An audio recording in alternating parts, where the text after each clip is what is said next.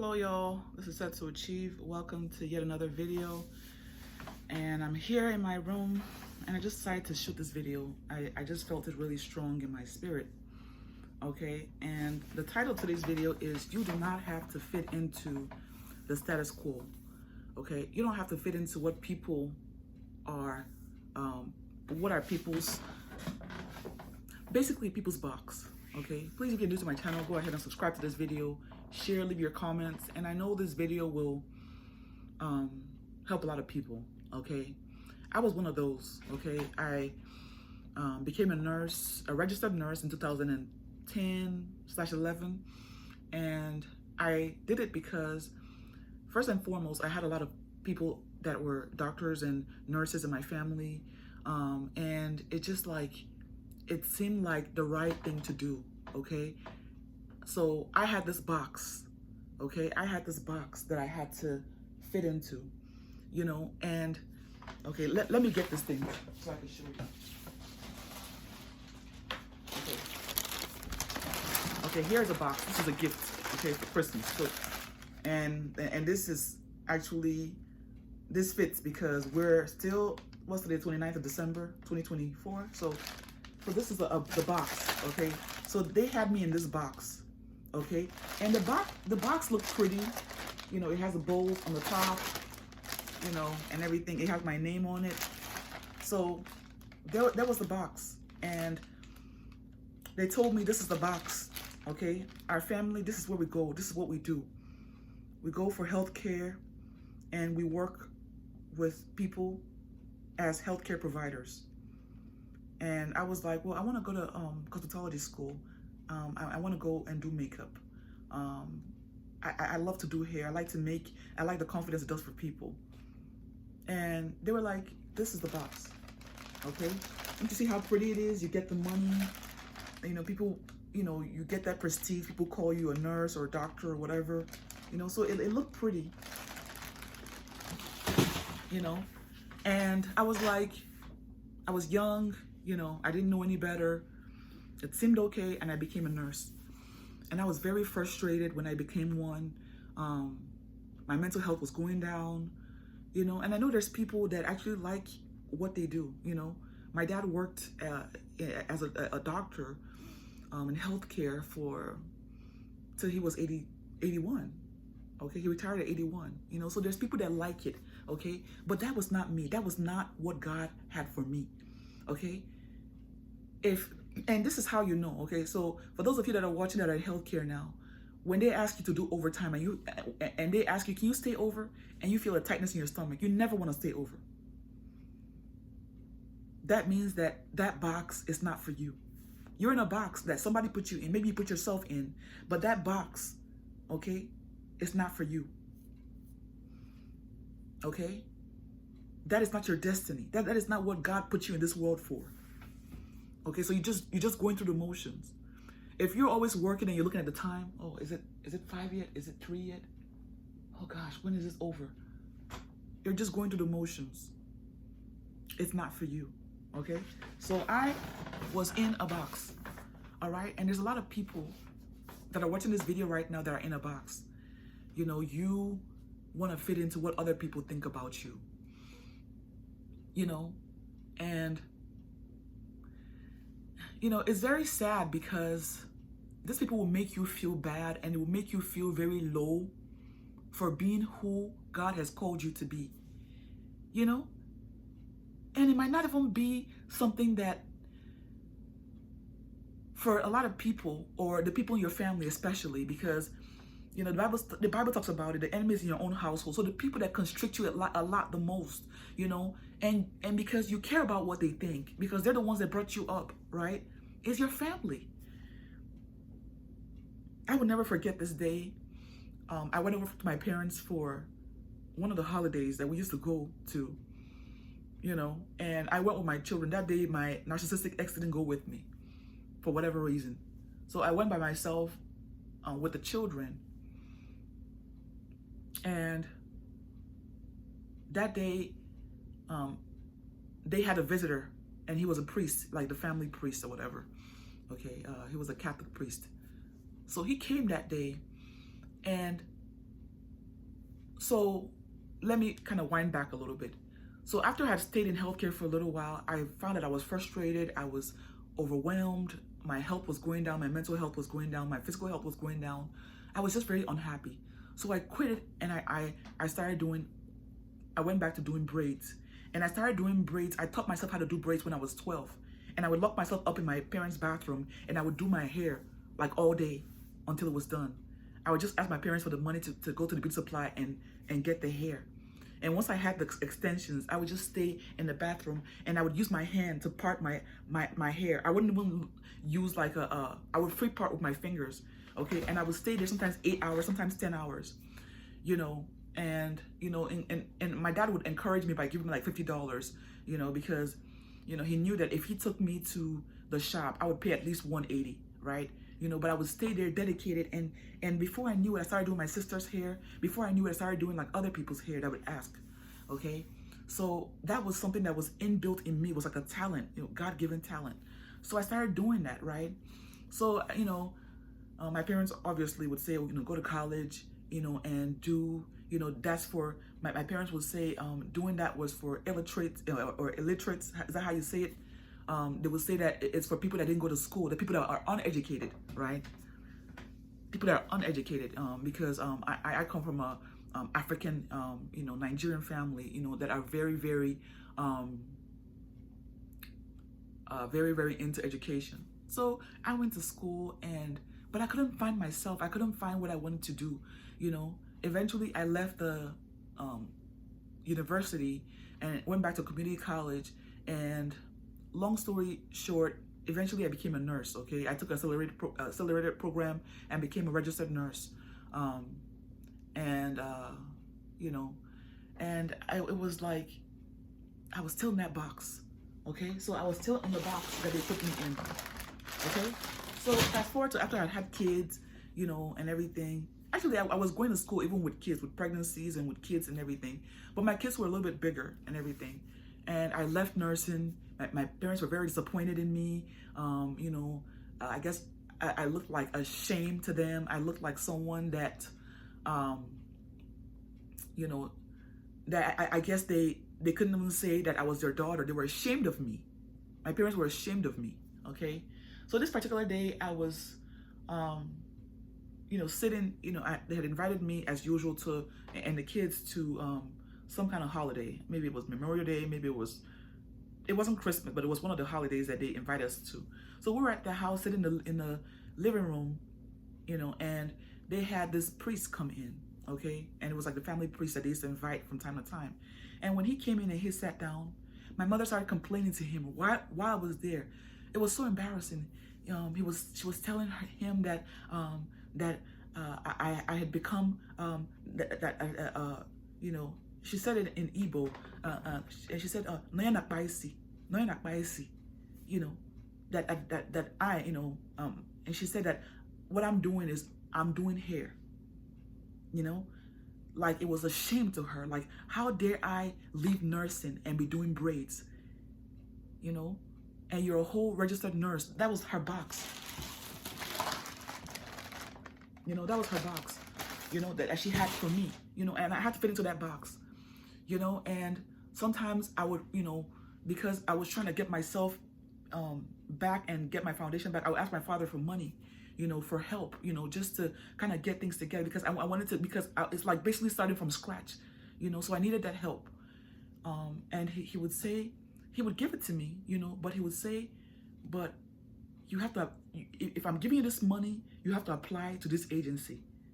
You know, you have to apply to this agency. You know, you can do what you're doing, but you have to apply to this agency and do some home health, even if you have a few patients in the week, you know. So it was like a carrot on a string. Okay, if you want this thing, this is what you have to do. Okay? And I was still very codependent. And I wanted their approval. I needed their support. And, you know, I had all these little small children, and, you know, their thing was, and their thought was, well, since you knew that you have all this responsibility, why would you quit? And mind you, I was married. Okay, we're separated now. Okay, married to this narcissist that didn't support me and would go behind my back and meet up with my father. And my father would talk about the fact that, and at some point I had gotten a place with one of my church members. Okay, she had like a shop that she was renting, so I was subleasing under her. Basically like renting a chair, you can say. And my ex would not even. I think the only one time he came there to support me, he didn't even come to support me. He actually came to get a key or some money for something. So he didn't support me. My father came there, but later on he was making fun of me, saying that the place was like a place, that nobody should be in. Basically just making some really snide and really rude remarks, because he didn't want me to succeed in what I was doing, you know. And so I just went through a lot. I went through a lot of ups and downs. There was no support whatsoever, none. So because they wanted me to fit into a box. Okay, so if you're watching this video right now and people are trying to put you down, it's because of their own insecurity. It has nothing to do with you. It has nothing at all to do with you. Fast forward to today, I've left the narcissist. I'm supporting my 3 teenagers now. My oldest is almost 18. She'll be 18 next month, in about less than a month. My oldest. My second is 16 and a half, and my third is 15. Okay? And I'm separated from that narcissist now. I think he left the state. They said he came back. I don't know. It doesn't really matter. But God has helped me. I don't do as much of the hair because of the pain. I started getting like some health issues with like my back, But right now I do food delivery. I do package delivery. If you go on my channel, watch my video, I make $1,000 plus really a week, because there's a lot of weeks that I make $1,200. If I work consistently for like 6 days, But I work when I want, and I'm growing my YouTube channel. And if you want to, by the way, if you want to grab my multiple streams master class bundle, I'm going to leave it in the description. It consists of social media marketing, passive riches bundle, so you can learn how to make money on social media marketing. It's very customizable, so that you can customize it, put your own links in it, and resell it. Okay, it has about, I think it's like about 8 different guides teaching you exactly how to post and do different things, Instagram marketing and all of that. Okay, so I have that. It also consists of the middleman business guide, how to start a middleman business by networking with other business owners in your around you. You can do that. You can do what else? The passive riches bundle, mobile, the mobile business. If you want to start a mobile business, I have a mobile hair business. I have a mobile cleaning business. The mobile cleaning business is a middleman business. So I network with other service providers that do that every day. I don't do that. I just get a cut when I get a customer for them. Okay, I set up the appointment. I get everything regarding like they call me, they give me their name, they give me their address, they tell me what they want cleaned. I write down everything, and I reach out to the people that do it. So I have about a few business owners that do it. I reach out to them and say, hey, I have a customer, they live in this place, and this is what they, this is everything regarding it. Are you available on Tuesday? And if they say yes, or they say no, can we move it to Wednesday?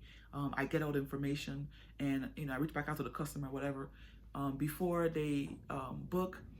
So I've already communicated with the business owner on exactly how much, and typically is like a minimum 2 hour.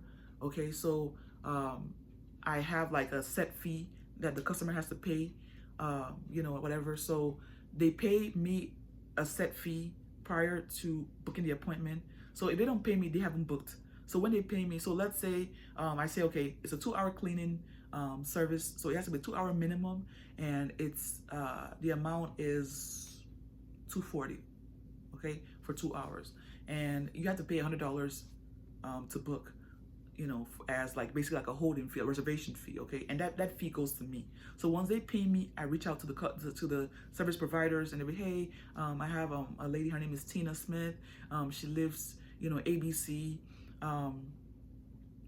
Ash Street, and she needs or 123 Ash Street, and she needs she needs cleaning done in her bathroom, and then she needs vacuuming in her living room, and she needs da da da. Her house is about 1,500 square feet, and this and that and everything. Will y'all be available on, tell which day will you be available this week? And then whatever they tell me, I reach back out to the customer and let them know that, okay, somebody will be there at this time, and everything, and or they can reach out to them or whatever. And so the balance of that money, so I get $100, $140, and then I tell the customer, so it's $240 for a one, it's a $240 for a it's $240 for 2-hour minimum, and then every hour after that is $70. So let's say for that, okay. So so the $100 I get, and then so they're basically getting $70 per hour, for the 2 hours. And then if they need more things done, maybe they say, oh, I need my gas cleaned, or I need my whatever cleaned, and it takes more time. They just pay them $70 per hour after that. So that's basically how the middleman business works and everything. And I have a middleman cleaning business, and I also work as a notary. So I have like multiple streams of income, but my main source of income right now that I do basically on a daily basis is delivery, okay? Package delivery, food delivery, okay? But I was made to fit in that box, that telling me that healthcare is the only way you can succeed. One of my family members actually told me, one of my brothers, that I would never succeed except I work as a nurse. I was literally told that, so everybody was ganging up on me, because nobody wanted me to break out of that box. Nobody wanted me to break out of that box. I was very, very, like, in a really, really, like, bad place. Like, 5 years ago, 7 years ago, I was in a really bad place. Very, very isolated. Nobody was for me, not even the person I was married to. Okay, so you might find yourself in that situation, and when you find yourself really isolated, just know that God is with you. Okay, God loves you, and God knows He's the one that made you. He knows what He put in you, right? So nobody can make you fit into any kind of box. They can try, and if you let them, then you're just gonna be frustrated. You're never gonna be happy, right? So because God called you out, you're not to be, we're not, even the Bible said that do not be conformed to this world, but be transformed by the renewing of your mind, right? So I was trying to conform to their box, the box that they had for me, but my spirit, the spirit of God that was inside of me just would not have it, and that's the reason why I just knew that God had better for me, and, that better, might have been something that, that better, might have been something that was, to them, was stupid. It was idiotic. It was ridiculous. But I just knew that God had something better for me. Okay, so you don't have to fit into anybody's box, your family's box, society's box. All you have to do is follow your spirit. What is God telling you? What is God speaking to you? He will speak to you through so many things. He will speak to you through your discomfort, okay? So whatever your scenario you're in right now, maybe you became a pharmacist. I was watching, I used to follow a YouTuber that was posting that he became a pharmacist, and he just, and he got the certificate. He was from the Philippines. A lot of people like from the like foreigners, like from like a lot of different places, Nigerians and different, they have a certain, they're very, very strong in education, and they have that box that they put a lot of their children in, and for a lot of their children is very, very, it's Indians, a lot of people from, from other places, they come here, and their children like see a different, way of life, and they, they want to be themselves. They want to spread their wings, and, even if they fail, it's like, let me try and be what I really feel that I can be, and the parents like, nope, you got to be a doctor. No, you got to be a nurse. No, you got to be a pharmacist. No, if you don't make this, you're disowned. If you don't do this, and it puts a lot of people in a really bad place, so he was saying that he was like literally a pharmacist, licensed pharmacist, and he hung that thing up, and, you know, maybe put it in his parents' house, and was like, okay, you know what, y'all, I did this for you. Now I'm gonna do me. He said he didn't like the hours that he was, you know, cut up. You know, he was tied down. He couldn't do anything, and he started selling phones on Facebook Marketplace, and that's what he was doing full time. You know, and he showed his house. You know, he showed his backyard. You know, he said he was making a lot of money, and he loved it. You know, yeah, he was into some problems here and there. Maybe people try to, you know, rob him or whatever, you know, and everything. But for the most part, he just, you know, makes, he just made allowance for, you know, to make things. Maybe he meets people like during the daytime or whatever and everything. And I was like, wow, that's what that's what he does full time. You know, buys phones, repairs them, and resells them. And he was making bank. He was counting his money, showing all that he was making. And he said that he would not change this for the world. You know, he would not change it for the world. He just loved the life, you know. And the days that he just chooses to just relax and just be, you know, he had like a little lake by his house. He just, you know, lay his little lounging chairs down, and he just relaxes, okay? So guys, don't fit into anybody's box, because they're not the ones that made you, okay? Let God tell you who, and God will speak to you in your spirit. Just spend a lot of time alone. I'm a loner anyway. I spend a lot of time alone, and God will speak to you, okay? God will tell you exactly what he wants you to be, okay? And you'll know, because you'll be so dissatisfied and so frustrated with what you're doing. I love what I do. I could tell anybody, I love doing delivery, you know, and I love being on YouTube speaking to you guys, you know, and just be myself, you know. Look at me. I mean, I don't fit into the status quo. Look at me. I have a whole, look at this. This is my bedroom. Okay. I have a whole gym equipment in my bedroom. Okay. So yeah, talk about not fitting into the status quo. I don't fit into nobody's. I do what I want. Okay. You know, as long as it makes sense to me, you know, and I'm not hurting anybody. Okay. So be yourself. Okay. Be yourself. Don't fit into anybody's box, you know, because although it might look pretty, you know, it's going to be full of misery. Okay. So I hope this video helps somebody. You don't have to fit into anybody's status quo, anybody's box, family, friend, society. Okay. All right. Do what works for you. All right. Set to achieve. I hope this video helps somebody, and I know it did. I hope it ministered to your spirit, and if it ministered to your spirit and it vibed with your soul, make sure you subscribe, like it to share it to more people, and you know, and more people getting it, more people are going to be delivered. Okay. I was doing my devotion, and this video, you know, just kept coming to me, you know, and I heard that word, be not conformed unto the world, onto this world, but be transformed by the renewing of your mind. It just kept coming and coming and coming to me, and I'm like, somebody needs to hear this. That's why it keeps coming to my spirit. Okay.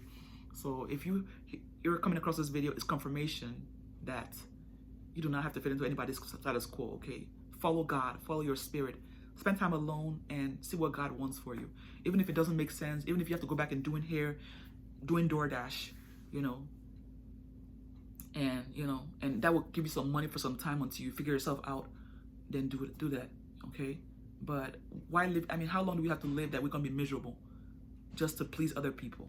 It makes no sense, okay? All right. So till next time, God bless. Peace.